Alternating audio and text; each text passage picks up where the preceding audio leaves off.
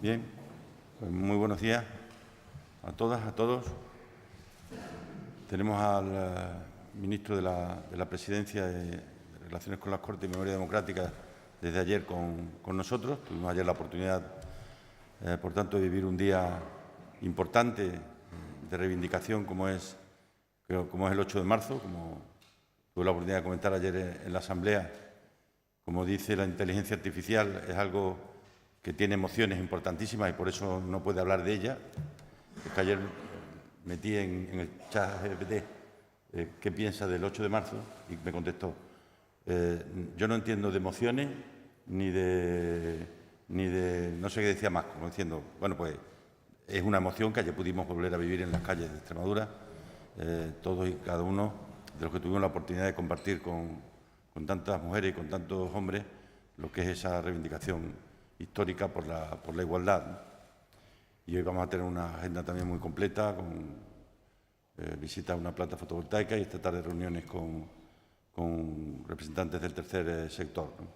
Hemos mantenido, tanto ayer como esta mañana, sendas conversaciones en las que básicamente lo resumo muy fácilmente. Le he trasladado al ministro de Presidencia, como ministerio también, que tiene entre sus competencias la de coordinar todo lo que es la acción del Consejo de Ministros y de lo que hay por debajo del Consejo de Ministros, que es donde digo yo que está el verdadero poder, que son los subsecretarios y secretarios de Estado. Le he trasladado, por un lado, la necesidad de seguir invirtiendo en esta tierra, es decir, es verdad que se han invertido 1.700 millones de euros en el tema ferroviario, pero queda todavía una parte importantísima de la inversión, otros 1.400 millones, que hay que hacerlo y cada momento se hace más necesario y más urgente, ¿no? Y luego, tanto pido al Gobierno de España que eso sea una realidad, que la electrificación efectivamente se acabe este año, que se acabe el tramo de toda la alta velocidad a su paso por Extremadura, pues eso yo creo que va a cambiar sustancialmente las incidencias que nos están tocando vivir a lo largo de estos años, ¿no? Y junto a eso el resto de infraestructura, de temas de comunicación, entrando con mucha fuerza lo que tiene que ver con las conexiones de hidrógeno y lo que tiene que ver con la revisión de la planificación eléctrica, que para nosotros tiene una altísima importancia, porque es la base fundamental del desarrollo, ¿no? En un segundo ámbito, le he trasladado todos los proyectos en los que estamos trabajando y en aquellos en los que seguimos necesitando el impulso del Gobierno de España, tanto en lo que se refiere a financiación como en lo que se refiere a tramitación de documentación. Es verdad que tenemos una relación fluida con cada uno de los ministerios, pero también he pedido su impulso en este ámbito, ¿no? Y por último, yo creo que en la política, cuando estamos en el día a día, que a veces nos resulta difícil levantar un poquito la vista para mirar al medio y largo plazo, España y Extremadura no vamos a ser una excepción. Vamos a tener en un plazo corto un problema importante para encontrar trabajadores.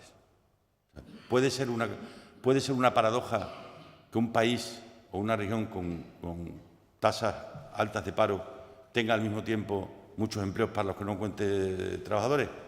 Puede ser una paradoja, pero es una realidad. Y no es en sectores excepcionales. Ocurre en la hostelería, ocurre en la construcción, en la albañilería, en la fontanería, en la carpintería. Es decir, va a ocurrir en los próximos meses en parte en el campo. Y esto yo creo que es el gran reto que tenemos por delante, y por lo que la educación, la formación en todas sus variables, tiene una enorme importancia, ¿no? De ahí que el impulso que el Gobierno de España le pueda dar a todo lo que es el aprendizaje, todo lo que es el sistema de becas, todo lo que es la formación profesional. Aquí me voy a permitir que me ponga solemne. Aquí va el futuro de la patria. O sea, en la formación de la gente va el futuro de este país y va el futuro de esta tierra, ¿no? Porque lo que es indiscutible es que las cosas se están poniendo en Europa muy positivas para España. La última noticia es que Europa va a reaccionar a la política de Biden de apoyo a la industria verde, pues con un intenso apoyo a la industria verde en Europa. Y eso que antes nos podía sonar lejos, ahora nos tiene que sonar cerca. A Europa le va a ir en el futuro en función de, entre otras razones, de cómo nos vaya a nosotros aquí. Si a nosotros nos va bien aquí, le irá bien a Europa, porque parte de lo que Europa necesita se va a hacer aquí. No solo la producción energética, sino todo lo que la industria verde tiene alrededor, ¿no? Y ahí hace falta indiscutiblemente también una visión por parte de todos los gobiernos, de todas las administraciones, de marcar muy bien el objetivo.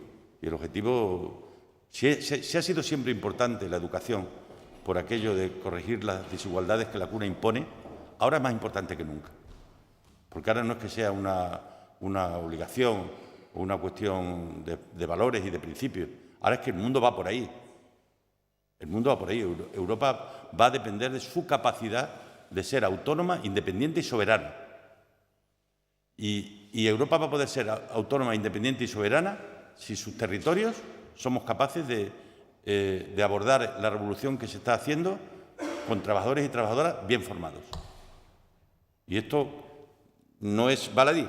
Es decir, lo más importante sería un catálogo con tantos kilómetros de carretera, tantos kilómetros de vías, tantos kilómetros de conducciones. Vale, eso es lo más importante, con mucha diferencia. Y donde nos jugamos realmente el futuro. Lo demás estoy convencido que antes o después se hace. Antes o después llega. Antes o después tendremos autovía Cáceres-Badajoz. Pero liderar el mundo en estos momentos es ahora o ahora. Porque si no lo hace Europa, lo harán otros. Y ahí es donde tenemos, creo, nuestra oportunidad de estar liderando todo este proceso y donde el Gobierno de España es absolutamente imprescindible, ¿no?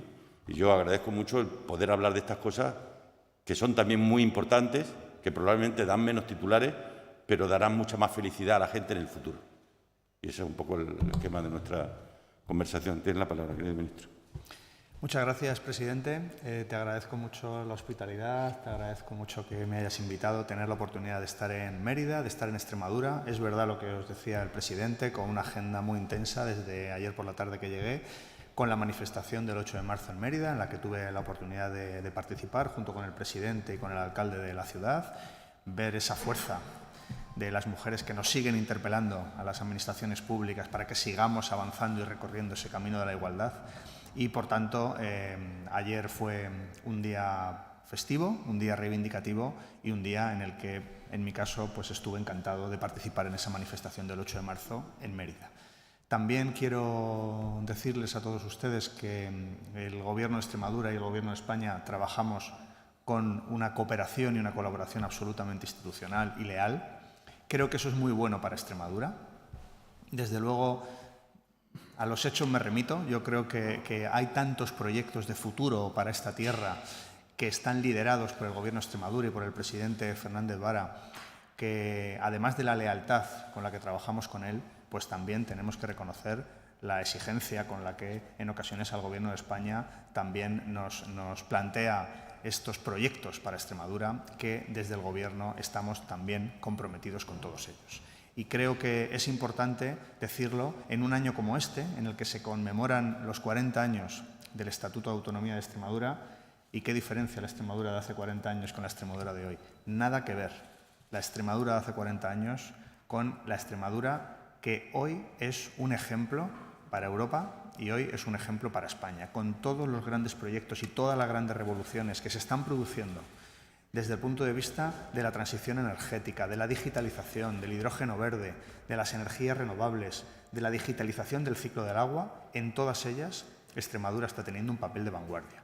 Y creo que es algo que, desde luego, es parte de ese trabajo, de esa cooperación, de esa colaboración que estamos llevando a cabo desde el Gobierno de Extremadura y el Gobierno de España. Podría hablarles de inversiones del Gobierno de España en Extremadura. Hay algunas que son muy evidentes y que estamos trabajando desde hace años para que Extremadura tenga una red viaria, una red de infraestructuras, una red ferroviaria que esté a la altura de los retos del siglo XXI. Es verdad que queda trayecto por hacer, pero ya hemos invertido 1.700 millones de euros en la red ferroviaria para Extremadura. Y claro que quedan otros 1.400 por delante. Pero comparado con el ritmo de inversión que tenían gobiernos anteriores, que eran 70 millones de euros al año, creo que el esfuerzo que hemos hecho en los 5 años de gobierno de Pedro Sánchez es un gobierno indiscutible. y tenemos incidencias y las solucionamos, y en este momento estamos en la media de incidencias del resto de la red ferroviaria de nuestro país, pero quiero decirles que el esfuerzo y el compromiso del Gobierno de España con Extremadura, también en esta materia, es un gobierno indiscutible. La inversión de los presupuestos generales del Estado para Extremadura es de media por habitante de 477 euros por ciudadano, cuando la media nacional es de 284. Es decir, que la inversión por ciudadano, por habitante en Extremadura es muy alta comparado con la media nacional. En los 5 años de gobierno de Pedro Sánchez, los recursos que hemos trasladado a la Comunidad Autónoma de Extremadura han sido un 30% superiores a los recursos que en los 5 años anteriores de la administración del gobierno anterior se transfirieron a Extremadura. Y eso también tiene repercusión en todos los proyectos que se están llevando a cabo en Extremadura. Los 1.260 millones de euros que ha recibido ya Extremadura, buena parte de ellos, en torno a la mitad de gestión autonómica, de fondos europeos, son fondos europeos que están sirviendo para transformar el tejido productivo, el tejido económico y, por tanto, también el tejido social en Extremadura. Hoy el problema no es, por supuesto, los problemas que tenía Extremadura hace 40 años, pero es que tampoco son los problemas que tenía Extremadura hace 10.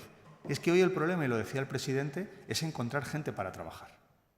Hoy el problema es que tengamos personal cualificado y personas que sean capaces de llevar a cabo los trabajos que requiere el presente, que son los trabajos que forman parte de los grandes proyectos de innovación y de transformación de nuestro tejido económico, en lo que Extremadura está liderando esos proyectos. Cuando hablamos de las baterías de litio, cuando hablamos del vehículo eléctrico, cuando hablamos de transición ecológica y de la planta fotovoltaica que vamos a visitar el presidente y yo en un rato. Cuando hablamos de la digitalización del ciclo del agua, cuando hablamos de todas estas inversiones, son de futuro, al igual que también hablamos de un turismo sostenible que está haciendo que en Extremadura se inauguren hoteles de 5 estrellas de un turismo de calidad que supone nuevas experiencias para todos los visitantes a esta tierra. Creo que todo ello, por no alargarme mucho más, presidente, creo que todo ello forma parte de un trabajo y de un esfuerzo indiscutible del Gobierno de Extremadura para convertir esta tierra en lo que debe ser, que es un ejemplo de la vanguardia de los nuevos proyectos de transformación de nuestro país y de Europa. Y también quiero que sepas, y quiero que sepan todos ustedes, el compromiso absoluto del Gobierno de España con Extremadura, con esta tierra. Estamos trabajando de la mano los dos gobiernos para que Extremadura, la de hoy y la de mañana, sean una Extremadura que sean vanguardia en España y vanguardia en la Unión Europea. Y vamos por el buen camino. Todos los proyectos que se están haciendo en Extremadura son todos ejemplo a nivel de toda España y a nivel también de nuestros socios de la Unión Europea. Por eso te felicito, Guillermo, por tu esfuerzo, felicito a tu Gobierno por el trabajo que estáis haciendo y quedo a disposición y quedamos a disposición de sus preguntas para lo que quieran preguntar. Hola, buenos días. ¿Qué tal, ministro? Yo le quiero preguntar, el presidente del Gobierno creo que quiere mantener la estabilidad del Gobierno y les ha pedido rebajar el tono a pesar de los ataques que están recibiendo de su socio de Gobierno de Podemos. ¿Cree usted que con esos ataques corre peligro la estabilidad del Gobierno? Gracias. Muy bien, muchas gracias. Yo creo que un Gobierno de coalición como el que tenemos en España, que ha conseguido sacar adelante 200 leyes en esta legislatura, a ritmo de mayoría absoluta, 200 leyes, con un Parlamento, como es el actual en España, el más fraccionado de la historia de la democracia, consiguiendo acuerdos con las fuerzas políticas, dialogando, que es la seña de identidad de este Gobierno, dialogar con todos, conseguir acuerdos con todos. ¿Para qué? Para mejorar la vida de los ciudadanos. Y eso es en lo que nos tenemos que centrar. Claro que en un Gobierno de coalición, y en Europa han sido muy habituales y en España a nivel estatal es el primero, claro que en un Gobierno de coalición conviven fuerzas políticas diferentes. Y claro que puede haber alguna discrepancia. Pero esa discrepancia lo que tenemos que hacer es gestionarla con la normalidad que se gestionan discrepancias entre personas que piensan diferentes. Y es que eso es España. 47 millones de personas que piensan diferente. Y yo, desde luego, estoy empeñado en centrarme no solo en lo que ya hemos hecho, no solo en la aprobación del ingreso mínimo vital, no solo en la subida de las pensiones, no solo en que hemos subido el salario mínimo, en que hemos aprobado la ley de cambio climático, en que hemos aprobado en el peor momento de la pandemia ayudas para autónomos, para empresas, para trabajadores. ¿Qué hemos conseguido en una situación de dificultad? Hemos conseguido que España tenga estabilidad y que España tenga un gobierno que está consiguiendo que avance nuestro país en lo económico y en lo social. Y es con lo que me quedo. Y el resto de cuestiones, pues sinceramente, me parece mucho más nuclear, mucho más esencial que hablemos de lo que hemos hecho y que hablemos de lo que vamos a seguir haciendo, porque tenemos un año de legislatura por delante y tenemos más legislaturas por delante para seguir transformando la realidad económica, la realidad social de nuestro país. Que nuestro país sea un país mejor es en lo que estamos empeñados en el Gobierno. Y claro que lo vamos a hacer, con la misma estabilidad que lo hemos hecho hasta ahora y la misma estabilidad que tendremos también en legislaturas futuras. Déjeme solo apuntillar una cuestión en relación con este tema. Fijaros la paradoja que significa que cuando se gobierna con mayoría absoluta, como ocurre aquí, la crítica que se hace a eso es que es muy aburrido, que la política es muy aburrida y que además practicamos el rodillo.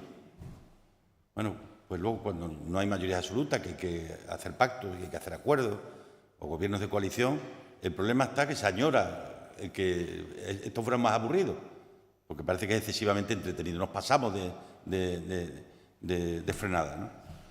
Pero esto quien lo decide son los ciudadanos en las urnas, son los que deciden cómo quieren que se gobierne, quién quiere que gobierne, cómo se conforman las mayorías.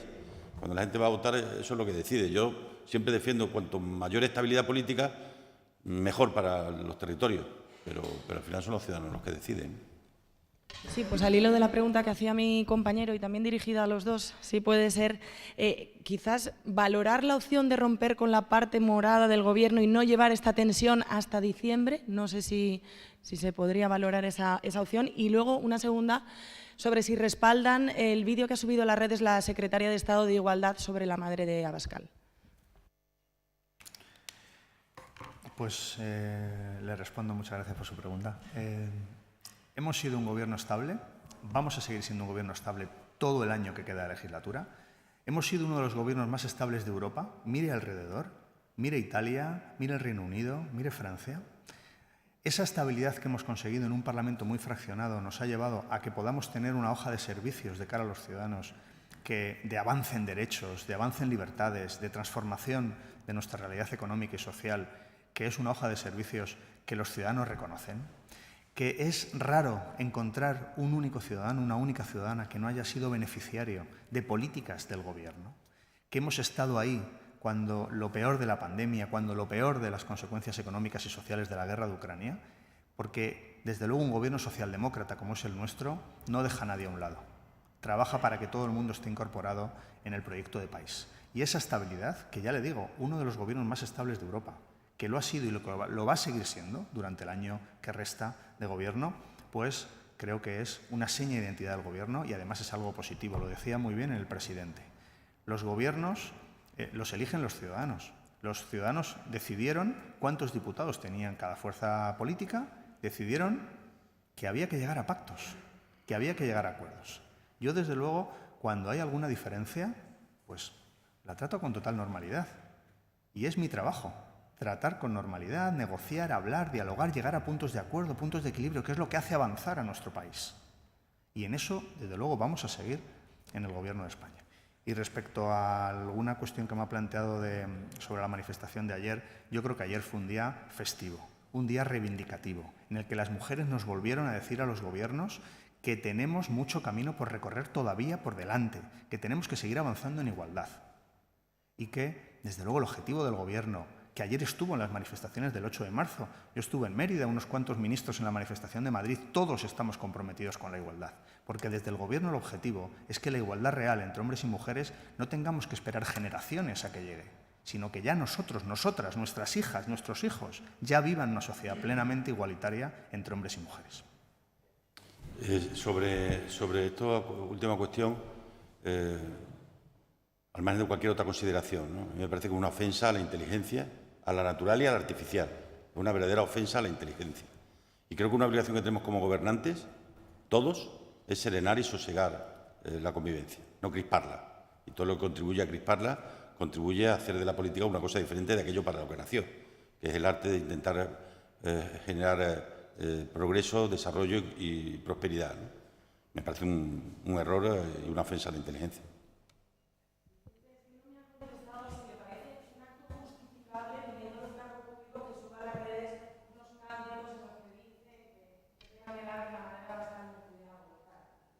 Mire,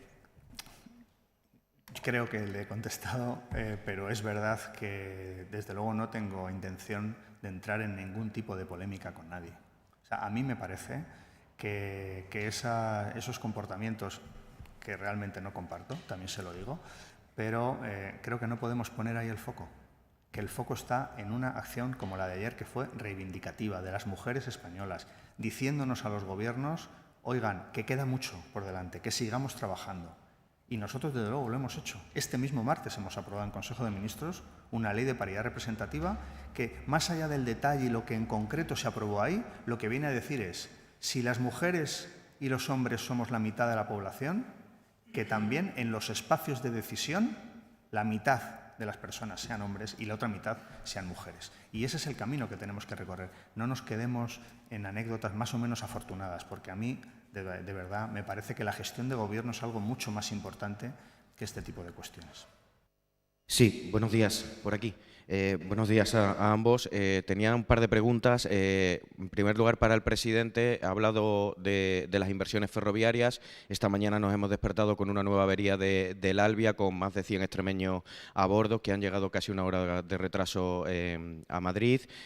¿Cómo lo valora? Y a raíz también de un tema que ha hablado usted, ¿cómo ve entonces el futuro de la gigafactoría de Navalmoral de la Mata ante la ley IRA de Estados Unidos, que ahora va a contraatacar Europa con nuevas medidas? ¿Cree que puede estar el proyecto en peligro, como dicen algunos informes? Y también me gustaría trasladarle esa pregunta al ministro Bolaños, y si nos podría adelantar o cuándo va a ser el nuevo PERTE al vehículo eléctrico, aunque sé que no es de su competencia, pero si se va a publicar pronto y si el proyecto de Navalmoral de la Mata va a estar en él. Gracias. Respecto a la incidencia de esta mañana, ¿cómo lo valoro? Muy negativamente, como siempre que hay incidencia. Y por eso estoy contando las mañanas, las tardes y las noches hasta que todo eso se acabe.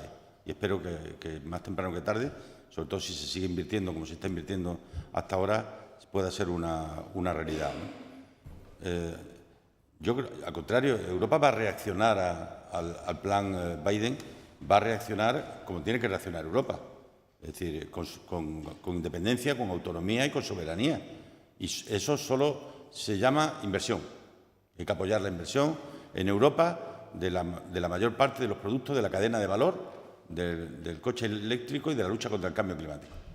Y si esa decisión la toma Europa, que la va a tomar, la está discutiendo, se va a hablar la semana que viene, luego tendrá que ir a la próxima reunión de jefes de Estado y de Gobierno para tomarlo en consideración, va a ser bueno seguro para nosotros.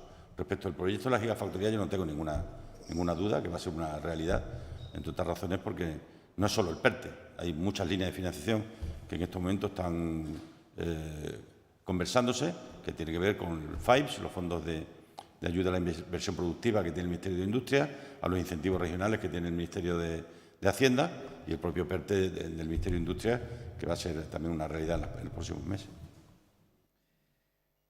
Sí, gracias por su pregunta. Bueno, sobre la primera parte, aunque la pregunta no iba formulada a mí, sobre la incidencia esta mañana, desde el Gobierno de España estamos haciendo todo lo que está en nuestra mano. Estamos electrificando la línea, las pruebas han empezado ya a hacerse, esperamos que a la máxima brevedad esté electrificada por completo la línea. Desde luego que las incidencias, claro que nos preocupan, pero les decía en la intervención inicial que la media de las incidencias en esa línea ferroviaria es la media en el resto de España. Es decir, que las incidencias en muchas ocasiones es imposible que no sucedan. Lo que sí podemos hacer y lo que estamos haciendo es invertir a un ritmo absolutamente importante respecto a gobiernos anteriores. Imagínense que hemos invertido 1.700 millones de euros cuando gobiernos anteriores la inversión era de 70 millones de euros al año. Y, por tanto, eso que está en la mano del Gobierno de España lo estamos haciendo. En cuanto a la gigafactoría, mire, el PERTE del vehículo eléctrico es una apuesta del Gobierno de España por establecer una nueva línea de negocio que sea muy importante. Desde luego, quiero decirles con toda claridad que la apuesta del Gobierno de España porque la gigafactoría radique en Navalmoral es una apuesta clara, indiscutible. De los 4.000 millones de euros que están presupuestados para ese PERTE, ya se han licitado en torno a 2.000. Es verdad que va a haber una segunda convocatoria, no le puedo concretar la fecha, pero no debiera demorarse demasiado. Y yo espero que esa gigafactoría, a través del PERTE o a través de otras líneas a las que hacía referencia el presidente, pues esa gigafactoría radicará en Navalmoral de la Mata. Dos cuestiones para el ministro. La primera, sobre las declaraciones ayer de la señora Gamarra tras las declaraciones del presidente en el Congreso referentes a la fotografía de Feijóo con Dorado, acerca de que el Gobierno se veía nervioso y acorralado. Y una segunda cuestión sobre las posibilidades de llegar a acuerdo con los letrados de la Administración de Justicia que se van a manifestar en Madrid y que dan cifras ya de 300.000 procesos paralizados en España. Muy bien, gracias por su pregunta. No acostumbro a comentar declaraciones de nadie y tampoco de la oposición. Sí me pareció ayer algo, bueno, pues que verdaderamente preocupante, pero también a su vez muy significativo, ¿no? Ayer el Partido Popular, o parte del Partido Popular, o algunos miembros del Partido Popular van a la manifestación del 8 de marzo con una pancarta que nada tiene que ver con las reivindicaciones de las mujeres. Y esto quiere decir que el Partido Popular sigue donde ha estado siempre, en contra sistemáticamente del avance de los derechos de las mujeres. Estuvieron en contra de la ley del divorcio, estuvieron en contra de la ley del aborto, estuvieron en contra de la ley de igualdad, estuvieron en contra de la ley de violencia de género. Por supuesto, todas esas negativas y esos votos negativos en el Congreso lo tradujeron también en recursos ante el Tribunal Constitucional para intentar tumbar los avances de los derechos de las mujeres. Esa es la historia del Partido Popular, que ayer se demuestra una vez más con esos miembros que fueron allí con unas pancartas que nada tenían que ver con la defensa de los derechos de las mujeres. El Gobierno continúa con su labor, continuamos trabajando. Creo que esta legislatura es una legislatura especialmente fructífera desde el punto de vista de los avances en derechos, pero también de la cohesión social, del reforzamiento del estado del bienestar.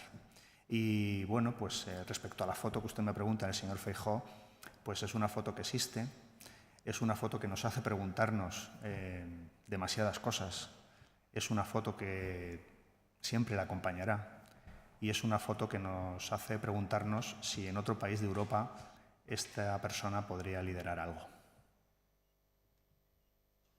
Muy bien. Continúa esta huelga. Es verdad que está teniendo unos efectos en el funcionamiento normal de la justicia que desde luego nosotros evidentemente no queremos. La negociación está abierta, la negociación con el Ministerio de Justicia se está produciendo en estas fechas y yo espero que como debe ser, pues lleguemos a un acuerdo, se desconvoque la huelga, se recupere la normalidad en el funcionamiento de la justicia y que, por tanto, pues, las aguas vuelvan a su cauce. Gracias.